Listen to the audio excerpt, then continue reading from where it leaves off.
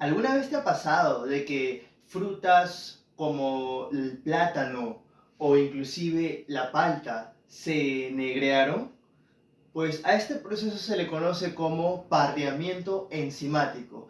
Y en todo a lo largo de este video vamos a explicar la razón, las causas y cómo así se da este mismo parreamiento o coloración oscura o negreo de fruta como coloquialmente se le conoce.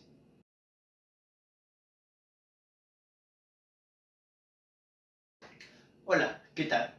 Mi nombre es Braulio Llanos y voy a pasar a explicarte todo sobre el tema del parreamiento, tanto enzimático como no enzimático. Me dejo entender. Para que reconozcas la palabra parreamiento enzimático, te voy a dar un ejemplo, como lo mencioné al principio del video. La palta. La palta, no sé si has visto cuando la cortas y la dejas a la intemperie, se negrea. Excelente, muy bien, se negrea. ¿Sabes en qué otros casos más se puede negrear la palta? Cuando sufre un golpe, alguna caída, mal corte, aparte de ponerla en la intemperie, evidentemente. Este proceso es muy común en frutas, verduras, hortalizas y elementos que tienes en la cocina, evidentemente. Ahora, este pareamiento enzimático, hay ciertos casos que es deseable y hay ciertos casos que no es deseable. Por ejemplo, te doy un ejemplo. Un caso deseable, las pasas. Las pasas es un claro ejemplo de cómo un parreamiento enzimático es deseable. ¿Por qué? Porque le da ese sabor dulce y esa textura característica que tiene. Otro ejemplo de un parreamiento deseable sería el café. El café necesita pasar por ese proceso maravilloso enzimático para que pueda volverse oscurito y así el momento de tostar el café podamos disfrutar de una buena taza de café negro. Muy bueno para despertar, ¿eh? Ahora, en el caso de los no deseables, como lo comenté al principio, sería la palta. La palta, el plátano, también hay otros ejemplos que ha pasado, por ejemplo, la papaya. La papaya, aunque tarda un poco más, también llega a ocurrir eso. Se vuelve un color más oscuro la papaya y empieza a endulzarse más y llega hasta tal punto que ya sabe horrible. Sabe como a metal. ¿De acuerdo? Digamos, este fenómeno ocurre siempre. Siempre va a ocurrir este fenómeno debido a que hay una enzima que es la causante, que es la responsable de esto. Esta enzima se le conoce como polifenol oxidasa. ¿Qué es la polifenol oxidasa? Te explico. Mira, esta enzima hace que, por ejemplo, esta fruta tiene por dentro fenoles, ¿de acuerdo? Fenoles. Esta enzima lo que hace es, cuando entra en contacto con el oxígeno, ya utiliza de sustrato el oxígeno y los fenoles. ¿Y en qué lo transforma? En quinonas. Esas quinonas llegan a tener ese color oscuro y ese cambio de textura, cambio de sabor, entre otras cosas en la fruta de lo que se da al fin responsablemente. Ahora, este parreamiento enzimático es bastante natural y muy bueno, en realidad es muy bueno. Una manera muy sencilla de poder evitar que, por ejemplo, nuestra palta, nuestra fruta que tenemos en casa se pueda llegar a negrear es atacando la misma enzima polifenol oxidasa. Como ya lo hemos visto en anteriores clases, una enzima es una proteína. Esa polifenol es una proteína. Y como tal, la proteína puede degradarse, puede desnaturalizarse, puede perder sus propiedades, puede transformar esa proteína. Una vez que una enzima pierde sus propiedades, ¿de acuerdo?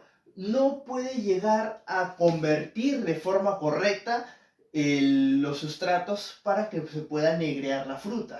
Ahora, ¿qué podemos hacer? Esa es la pregunta. La pregunta es, ¿cómo evito que mi alimento se negree? Sencillo, mira, Lo único que podemos hacer es, si tienes limón en casa, le puedes echar limón, puedes cortarlo y le echas una buena cantidad de limón a la fruta. Claro, a la fruta expuesta, obviamente. ¿Por qué? Para que en la zona ácida del limón altera el pH del alimento y este pH hace que se desnaturalice la proteína polifenol oxidasa.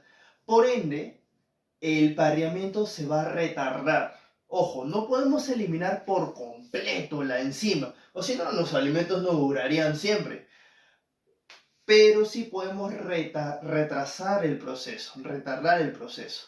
Y eso es algo positivo, cosa que los alimentos nos pueden ampliar su tiempo de vida y su tiempo de consumo. Otra forma que podemos trabajar con el tema de la desnaturalización de la enzima polifenol oxidasa es, por ejemplo, echándole compuestos, por ejemplo, vinagre, se me ocurre, a lavarlos con vinagre las frutas. Otra opción bastante viable es el calor. Así es. No sé si han visto en los supermercados, por ejemplo, cuando venden las papas ya listas, las precocidas.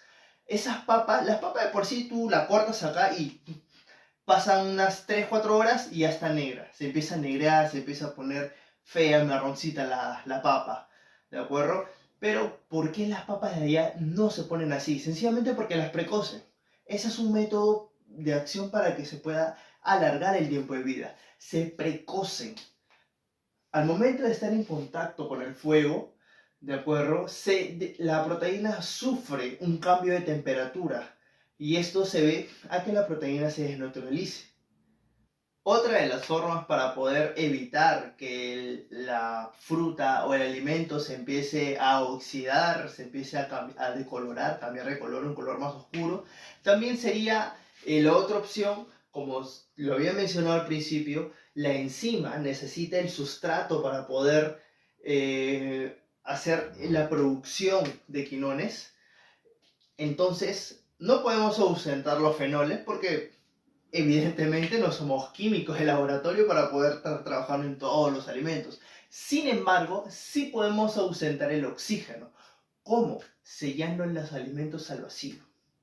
Es muy sencillo. Agarran una bolsa con cierre hermético, la colocan dentro de agua caliente, colocan los alimentos, cierran y así hacen de que todo el oxígeno de la bolsa se disperse en el medio ambiente.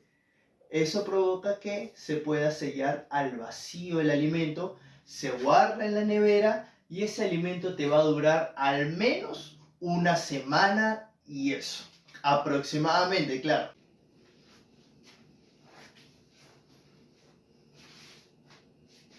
Además también hablamos sobre el pargamiento no enzimático.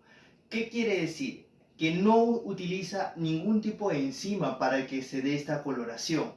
No hay ningún tipo de proceso bioquímico que el alimento sufra por sí mismo, como en el caso de las frutas como la palta, el plátano, debido a la polifenol oxidasa. En este caso nosotros realizamos, provocamos ese parramiento no enzimático y eso se da regularmente a altas temperaturas. Un ejemplo, para que sea más claro, es el pan. Como pueden observar, el pan tiene un color pardo oscuro. ¿Y esto por qué se da? Muy sencillo. Se da por la reacción de Maillard. ¿Qué se necesita? ¿Qué requerimos nosotros para que se pueda completar una reacción de Maillard de forma exitosa? Sencillo. El alimento que vamos, en este caso, a exponer a altas temperaturas para que sufra un proceso de parrillamiento, tiene que contener un grupo amino y un grupo carboxílico. Para ponérmelo un poquito más sencilla las palabras, en el grupo amino, por ejemplo, no sé si han escuchado sobre el gluten. El gluten es una proteína que se encuentra en las semillas, en este caso sería el trigo, y en elementos que se utilizan para formar la masa del pan. Y adicionalmente a eso, un elemento carboxílico son los azúcares. Se conoce bien que el pan tiene azúcares, como la glucosa, en este caso que forman también almidón, entre otros. Ambas sustancias, tanto el almidón, el azúcar, como el gluten, nos permiten a nosotros tener en la composición de ese alimento un parreamiento al ser expuesto a una temperatura regularmente elevada. También se ocurre con la caramelización cuando el azúcar, por ejemplo, lo ponemos en una cacerola, prendemos el fuego y vertemos un poco de azúcar ahí, se forma miel, se carameliza. Si lo metemos a una temperatura mayor, aproximadamente a 160 grados, ese azúcar pierde textura y se quema. No es lo recomendable. Lo más recomendable es que esté en los 160, oscilando en ese grado de temperatura. Eso es lo ideal. Eso sería todo con respecto al parramiento tanto enzimático como no enzimático. Espero que le haya gustado mi exponencia y cualquier consulta me lo hace saber. Muchísimas gracias, mi nombre es Braulio Llanos, un gusto.